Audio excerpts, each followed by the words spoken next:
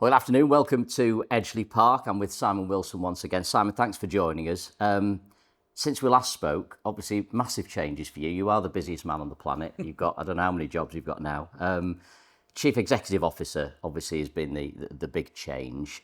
Tell us what that's meant for you and what the remit involves now, because the football still comes under you as well. Yeah. I think it's probably worth going back a little bit just to give the context of how that came about, and so that will help explain kind of what my role is as we are at the moment.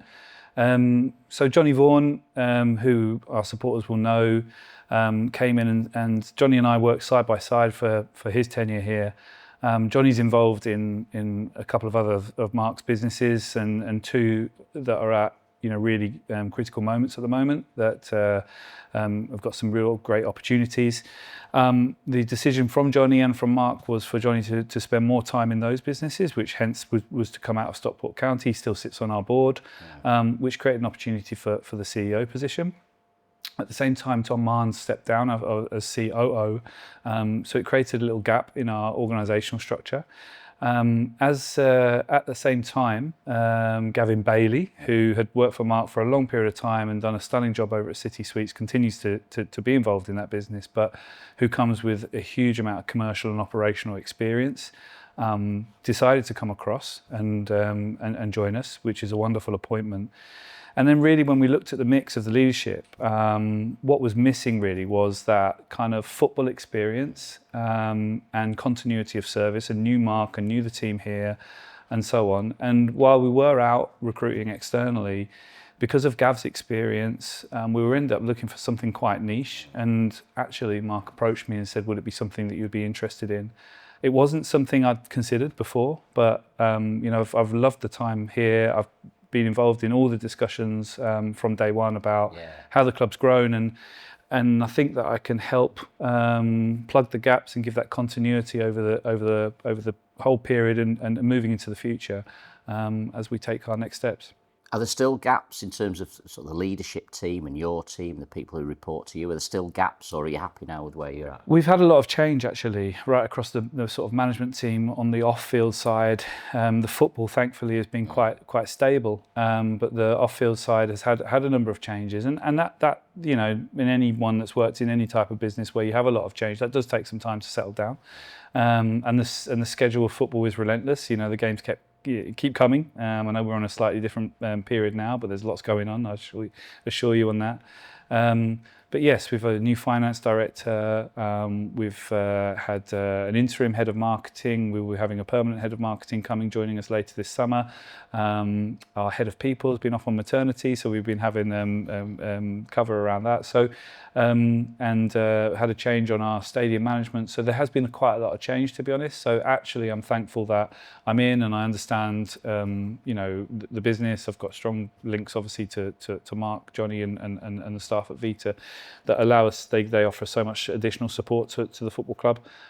So yeah, overall, we've gone through a lot of change, but we're coming out the other side of it now and into a period of real building. It is. I mean, your role within it is really, it's all encompassing now, isn't it? So, are you? What do you do at the moment? Are you sort of mapping out a long-term strategy? You've got something in mind of a direction of travel, if you like. Yeah, I think we've done so well in terms of from coming out of group that Mark acquired the club from, stabilising the club and making that first promotion back into National League, and then our journey since that point from National League through to the top of League One has been incredible.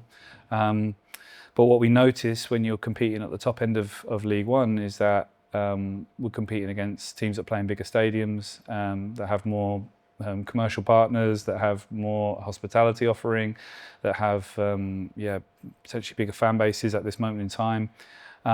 So we are going to have to outperform those clubs through something else in the short term. But if we are going to go and compete long term at this level and a level above, and even the level above that, we've got to do a lot of growth on that side of things in order to be sustainable and be able to have the same armory and tools, if you like, as everybody else. So we've got to start work on that. There was always an understanding of that. We were one of the biggest clubs in the National League. We were one of the biggest clubs in League Two. But we're not the biggest club in League One in terms of how you measure that, in terms of infrastructure and budgets and so on. So we have to punch above our weight, but we love that challenge, and I think it feels very county to do that. It's something that we're really enjoying doing. You and I, before we started this off air, we were chatting, and are you over it? We both asked each other, are you over it? And it was, obviously it was painful, and we're sitting just by the Cheadle end now, and it was a difficult night, obviously. But have you had chance maybe to reflect on the season as a whole? Because when you think finishing third, a record points tally at this level, the manager, the staff, the players, it's been a fantastic season. However you look at it, hasn't it? I know it's ended in disappointment, but that shouldn't dampen your enthusiasm for what went before. Completely right. Well said. We knew that going from the top of the National League to go into the top of the League Two was a jump, but it was an achievable jump. To go from the top of League Two to the top of League One is stratospheric, to be honest. It's not done normally, and to go and finish, I was so pleased for us to go and get that third place on in the last day of the season. To get the amount of points that we got. When you think about it, it was potentially one game swing that stopped us from being automatic. For the nerds out there like me, the underlying data suggests we were the second best team in the league, when the first best are spending top-end championship money. You put it into all this context, and it's amazing. Some of the players that we brought in last year, we were coming from teams at the bottom end of League Two. And so, altogether, it's been an incredible collective effort this year. When we won the league last year and we'd won it early, we were using the last couple of weeks to sort of reflect and anticipate what we might need moving forward. And I remember speaking to the staff about this challenge we've just spoke about. We're going to need to overperform.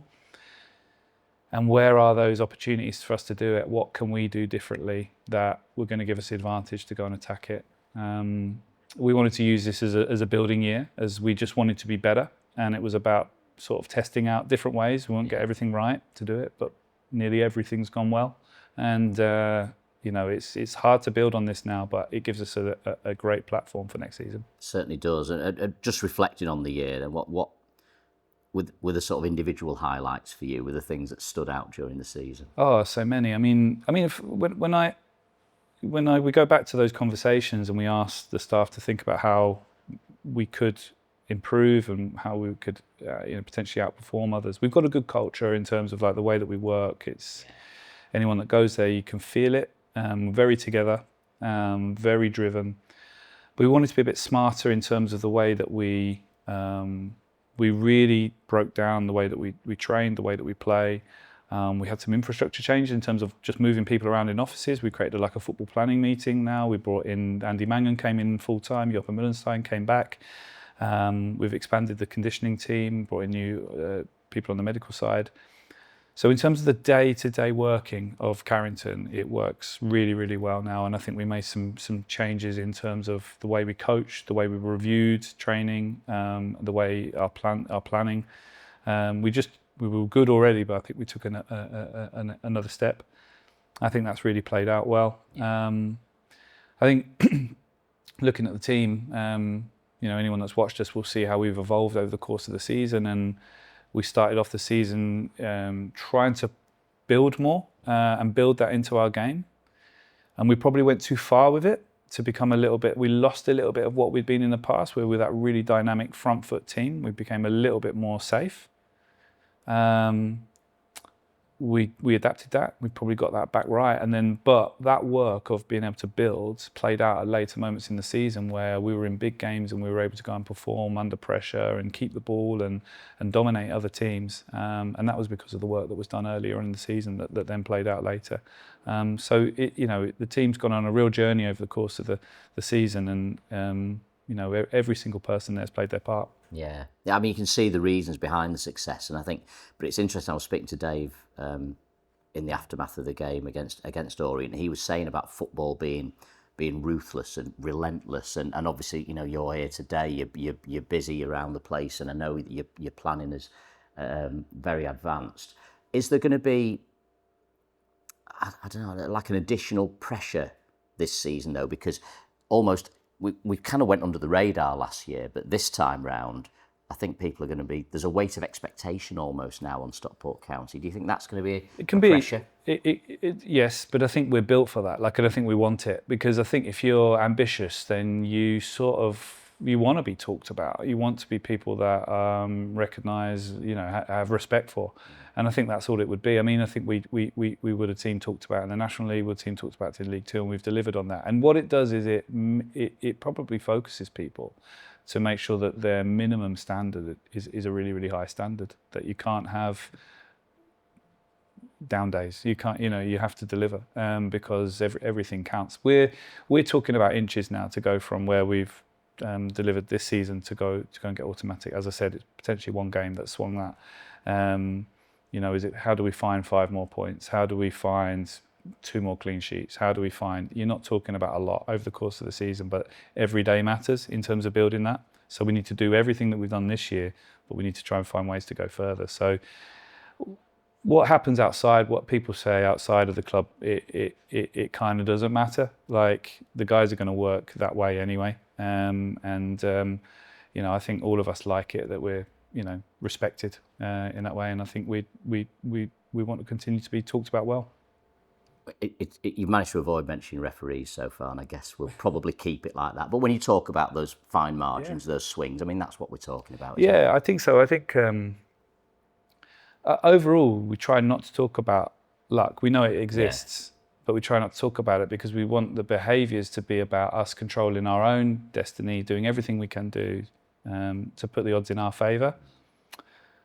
But when I reflect across the season and think so many different things that happened that could have gone just a slightly different way, particularly from refereeing decisions and Jack Diamond getting a 3-game ban after, these types of things that went on, Brad Hill, so on. So there's a number of these things that could have gone in a different way.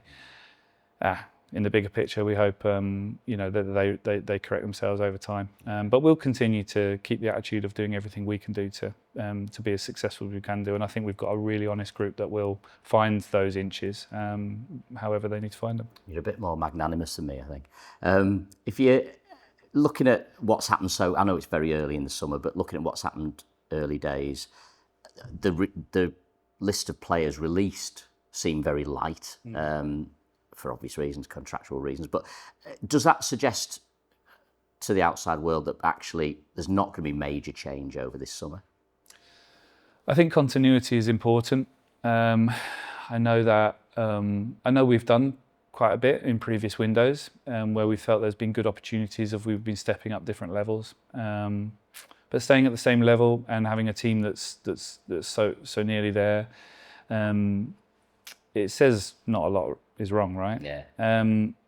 We don't want to be complacent about that, and obviously we're active in the market. We will be looking for opportunities to improve as and when they come. But the group that have been with us this year have performed well, and we're not in all situations. Obviously, there's a couple of situations where we say goodbye to some really, really good people and good players, but. Where possible, we're looking to retain the group and strengthen where opportunities arise. I say you're the busiest man on the planet because even the football side of things, it is certainly not just the first team. And I know how proud you are of the work that's been done in the academy. And actually, the success at that level has kind of mirrored the first team, hasn't it? You must be really proud of some of the achievements at that level. It's lovely to see some green shoots in it with the academy. Every year we see something. We always felt the academy is like a 10-year game, really. So when we started, we're now, our 4th season, having a registered academy. So we're still really young in that sort of 10-year game, if you like. And we always knew that the older age groups, because they were if you're under 9, you're getting years and years of coaching, so that they, by the time they come to 18, they might have had 10 years of coaching with us. But if you come in as a 16, 17, 18, the chances are you've been educated outside of here and then come here after that. So we never felt like we could really see our players coming through in the older age groups. Of course, we've had really nice successes like Cody and so on, Ashton Me, that have come through out of that. But now we're starting to see players that have been with us for 4 or 5 years that are doing really well, and certainly the under 15s. I know we played the games here, so they probably get a little bit more headlines. But going to win that national final is a fantastic achievement. Really good side, some really interesting players that are in that team. But we've got more. Our under 12s group are particularly strong. The teams have been away to tournaments and done really well in tournaments. So we've had, across emerging talent and academy, 6 youth internationals now. Wow. So, for an early stages academy to have international footballers within our ranks is amazing, actually. An under 14 that's travelling to Finland to be part of their national team camp. So, it's really, really pleasing. It's really exciting. And, now I'm in this role, it is about, as we talk about being sustainable and being able to compete at these types of levels by not necessarily having the biggest infrastructure. Player development is going to be so important for us. It's going to help us fill our first team. It's going to help us sell players. It's going to help create careers, and it's going to help support the region. So we're so invested, as you know, in the academy. And just a final one on the football side of things. In terms of targets this season, we know we've way surpassed those, and Dave talked about that quite publicly. Is it possible to say what a target, a reasonable target, would be for next season, or is it too early, or is it something you don't want to say publicly? No, not at all. Like we will be trying to get promoted. We set out a very public vision to be a championship team, within 7 years. This was our 5th season against that. We're going to our 6th. The progress that was made last year will give us confidence that we can attack it next year. It's a very competitive league, as you know. Have you seen some big teams underperform this year? Ourselves, Leyton Orient, Wycombe probably go past some bigger teams. We'll know they'll respond. There's big teams coming down from the Championship. It's not easy, okay? So it's not a given that just because what we did for this year means that with a couple of little improvements, we'll guarantee to go and do it. But that's what we're going to fight for.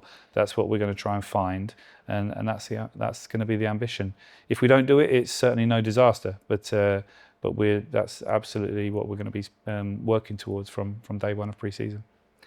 It's always good talking to you, Simon, about football, but obviously now in the new role, I can talk to you about a wide range of subjects. And the one I think has always been close to my heart has been community. And I think there's a lot of clubs say, oh, we're a community club.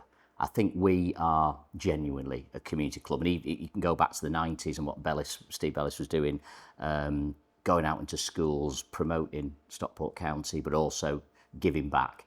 And I think Mark Stott's ethos, since he's come in, I think has echoed that. If you look at the NHS stuff, the PE kits and so on, is that something that I think I know the answer, but is it something that we see continuing? Is it something you're going to develop more and more?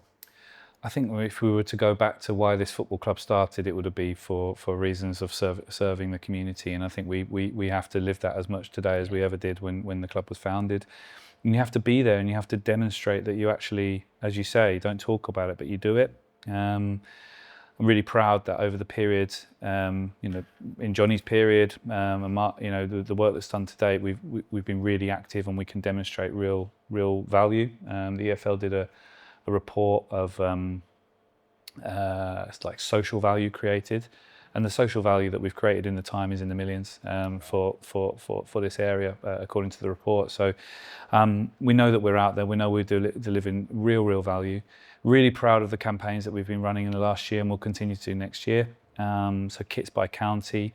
Our supporters will know the background, but PE kits for children who can't afford them, to continue to do physical activity in schools, not just about them being able to participate in games that day, and of course the health benefits of young kids being able to participate in sport, but we've had some incredible letters coming in that now tell us that kids that weren't turning up for school because of the embarrassing factor of not being able to have a kit to wear are now turning up, so not just the health benefits but also the educational benefits of more days in school.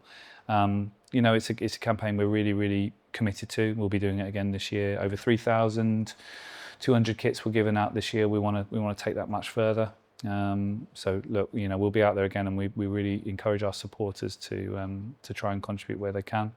The other one that's really important to us is the Grassroots Fund. Yeah. So over the last 2 years, we've created a fund where local grassroots clubs can apply for grants, which this year over 24 clubs have benefited from that. It was a similar figure last year. These sorts of things range from funding coaching awards to kits to bag of balls to facility hire to reducing subs for players who are coming from disadvantaged backgrounds. And grassroots clubs we're a professional grassroots club, right? Yeah, where we started off as that one day and have gone into that. So it's the essence of everything that we do. Boys and girls, and we really want to be strong supporters of that and all the benefits that it gives. There are so many other programs that we do. I'm not going to be able to list them all, but we know that we are active and we really care about our community, and we want to make sure that we're serving the biggest and the smallest needs that they have. There is a flip side to the community activity, I think, and I think that's growing new fans. I mean. Yeah. Driving around Stockport now is a totally different experience in terms of seeing kids with Vita and county shirts on. It hasn't really happened in the past. I love that side of it. And fan engagement has really grown this year. And I just think some of the key moments this year where fans got so heavily involved in some of the games, some of the incidents, some of the things that went on. And I know for you it's been a great season for fan engagement, hasn't it? I love that part of it. I love our fan base. I love the way they engage with the club and really commit. I think, honestly, they don't know how much it matters to the staff and how much we enjoy it in seeing what they're going to do and how they respond to the team and what's going on. Some brilliant moments from 4,000 at Blackpool. Oh yeah. Clint Hill's telling me that's like a Premier League game, in terms of following. And I know the new players, for example, Lewis Bate, and couldn't believe it, in terms of that. And that's thank you for that, because that's an amazing first impression to players that we have hired. So early in the season, wasn't it? Yeah. It's mad that you get that right in August. Yeah, amazing. We sign a kid from Iceland. He goes on the bench in the third round against Crystal Palace, and before he's even come on the pitch, he's got his own chant and clap and just still give us a giggle. To the way that the fans responded for the playoff game, which I have to say, I think the atmosphere for the playoff game pre-game was as good as I've ever seen it, and we've seen some brilliant nights here. So the way the fans respond to the club is incredible. And as you say, the shirts, I think we've had you've really enjoyed that aspect of it. We've had some, really nice shirts, I hope people think, but we've had some fun design in them. And I think we have had some horrors in the past, to be fair. So yeah. It's a low bar. Yeah. No. But no, so I think it's great to see kids and in schools wearing it, but also adults as well. And the Paint It Blue campaign towards the end was just, it took the lid off it, really. To see even local businesses displaying in their shop windows and pubs, and actually still one up now as I drive in, it's amazing. So it gives everybody a real lift. So and we've got some exciting designs coming out for this summer's kits as well. So hopefully it will continue. And it's also, it's a changing world, obviously, football, and certainly from my perspective, that online audience, the commentaries, the audiences for that has grown and grown, and you're exploring lots of new channels now as well, opening up fan bases around the world. Yeah, I have to say, I think our focus is on here, local, first and foremost. I think we got average, I think 9,500 last year of, we know that we want it full. Want it full every week if we can. Appreciate people have got different different lives, and some people are away from Stockport now and can't get to games, and online is an amazing way to stay connected and enjoy the commentary of the team. We want to be really accessible. We think it's a great club to follow, and we want to be able to give everyone the chance to do that as much as they would like to do. So, even little things I'm seeing from like EAFC, the FIFA game, the old FIFA game. Nearly 1 million people this year have chosen County as their team, and again, they're all wearing they're choosing the team and seeing the shirts and all the rest of the stuff. So. We're building something really nice. I think people are enjoying it and responding to it, and we want to give them more opportunities to do that.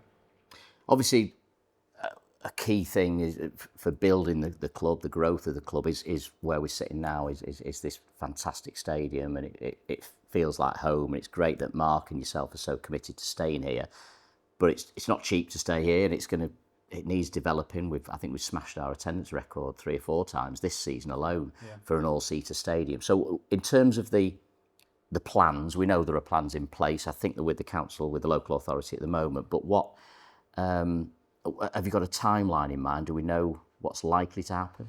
Yeah, some of that's out of our control. As you know, we're going through a planning process. We think there'll be another key meeting that happens in June, where we know that there's a recommendation. And is that for everything? That's to grow it to 18,000? Yeah. It's the whole plan? Yeah. Right. Okay. Yeah. So, we're hoping that goes our way in the near future. Obviously, the timing of that is critical in terms of when we can start the process. Yeah. So we're a little bit out of not in control of that decision. However, I think it was communicated that, when the plans came out, is it would always going to be done in a phased approach. So, and importantly, the first phase is the stand that we're in right now, the Danny Bigara, which is a much loved stand. The external facade of this stand is on a lot of posters and pictures and paintings, and it's well known, and it's a real part of our identity. But unfortunately, as an old stand, it's got some challenges, and I think that first and foremost, we have to do some correction, some remedial work on this stand. Which would include a new roof. It would allow us to put in an additional 600 seats at either end to take it the full length of the pitch, and that's going to be our first priority. It's a lot of money, and the business case doesn't really stack up, to be honest. But because it's such a loved and cared asset and part of our identity, it's the one that we're going to make sure that we do first and get that sorted. So that's phase 1. Phase 2 will be the addition of a new railway end. That will add 3,750 new seats, taking our capacity at that point up to around 13.5, which is a good amount in terms of, certainly in League One. That there's a couple clubs that can get to that right now, but that would put us in the ballpark at the top end of this league. As it stands, we're missing that revenue when we competing against the other clubs, but we've got a pathway to doing it. But that would be done obviously now that we're anticipated to get a decision at some point this summer. Building of that can't be done until phase 1's completed, and then we have to be careful of the dates around the season. And then the final one would be a new south stand, which would be a 5,000 seater stadium with football and media moved over to that side. More hospitality, of course, which again, now you're talking about sort of the lower to middle areas of the Championship in terms of infrastructure. And ultimately, the business case for those stands is to be promoted to the Championship and have that level of revenue coming in order to secure the finance that's required to build the stands. So the planning is amazing because it gives us a pathway to it, and it means we can take other decisions around the stadium knowing that things are coming that later down the line, whereas before that you might do things a bit more piecemeal. But yeah, we are, we have to do it step by step and in line with the growth of the football club. we've talked a lot there about numbers of seats and how big the stands are going to be and so on. But obviously, I mean, you mentioned media briefly there, but there is a lot of associated development within these stands. Fans will see a big change, won't they? Certainly at the end game, but I think we also need to be trying to improve the supporter experience in the interim as well. We can't just wait until the new stands are built. We know there are areas where, because of the age of the stadium and the investment that we've been able to make to date, we haven't been able to do everything. And whether it's toilet facilities, access to concourses, food and beverage, etc. There are a number of things that are on the page that we need to look at and continue to look to make investments. And it won't stop us from making investments. What it will do, it will make it a little bit more planned, because we'll know now the pathway of when the new infrastructure will be able to arrive, and therefore what makes sense to do outside of that as well. Well, listen, wish you all the best with the planning application. I know how laborious it can be at times. Just finally, I want to ask just a couple of questions around finances. You mentioned there the cost of doing the ground, and already we saw in the most recent financial figures, County reporting a loss of £7 million for the season we won League Two. I mean, to the layman on paper, that looks quite alarming. And what does that mean in real terms? A £7 million loss? What does that look like? Yeah, I think so. When Mark and I met the first time and we scoped out this idea, this project, this plan, we knew there was an investment, capital expenditure of a certain amount that we had mapped out to effectively lose over the period of growing the club. And just like any other business, there's an investment phase, isn't there, in terms of establishing a way of working, establishing infrastructure, establishing a level of talent, if you like, to make the business operate at a certain level into the future. We're probably still in that investment phase now, and obviously we've just been talking about big infrastructure investment. But in terms of the operational costs of the club, it will be within my remit to, bring those down. Of course, it's not sustainable to continue to operate at that level forever. Mark's generously supported the club and to date. But and we should take pride in being a business, a football club. I hate calling it a business, but a sustainable football club that can deliver value and is not so reliant on a single benefactor. So that's all part of the plan. And as we talk about, whether it's player development, whether it's commercial growth, whether it's stadium development, these are all projects and plans in order to get us to a place in the future where we are more sustainable in regards to that. I think rightly or wrongly, it's a hot topic, but when you look across football, it's very similar. It's like the nature of the business. Unfortunately, we want to try and keep ticket prices fair to supporters. We don't want to be passing on the costs to supporters in terms of what it costs to run this thing. But player wages continue to grow. There seems to be more and more investment into football teams that, in order to compete, you need to keep up. There's infrastructure needs that you don't get paid back for a number of years. It's expensive, but we're doing it with our eyes wide open. There is a financial plan that sits alongside it, and supporters don't need to worry. So on paper, it seems that you and Mark are obviously comfortable with the financial position it stands. What does that look like then in terms of things like the obvious one being the transfer budget? Will the manager have more money or less money available to him for this coming season? How does that look? Yeah, I think we're not in any financial pressure in terms of, I think, go back to my previous answer, which is about we like the continuity of the group. We think we have a good group, but we will take opportunities as and when they come. We're not in the same world as a Birmingham, for example, or Wrexham in terms of being able to pay transfer fees at that type of level. We will continue to look for smart additions where it's possible. However, we did do quite a lot of work last summer. We were paid in close to £1 million in terms of transfer fees across a number of players.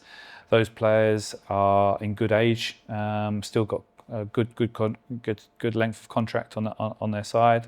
And I think a number of them have done well, increased their value, increased their, and are only going to get better because of their age.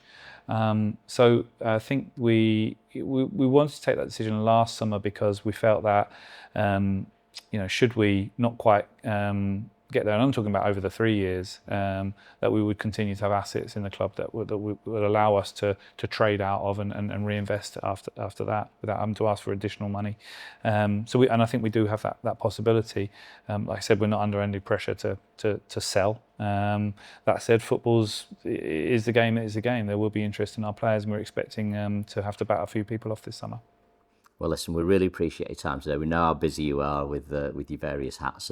And do you get a break? Do you get a holiday at all? Are you going to get away? Oh, well, I'm lucky now that I can take holidays a little bit more in the season as well as just not just in the summer. But no, it's good, and right across the club. The staff have done an incredible job. Feel like in some of them they feel a bit burnt out already, just having finished one season and straight away you go into the next. It's important to have the break. It's important for our supporters as well to have a break, and we come back again ready for next season and give it everything we've got to try and get that promotion. Listen, thank you so much for your time. Really appreciate it, and all the best this season. Cheers, John. Cheers. Thank you. Cheers.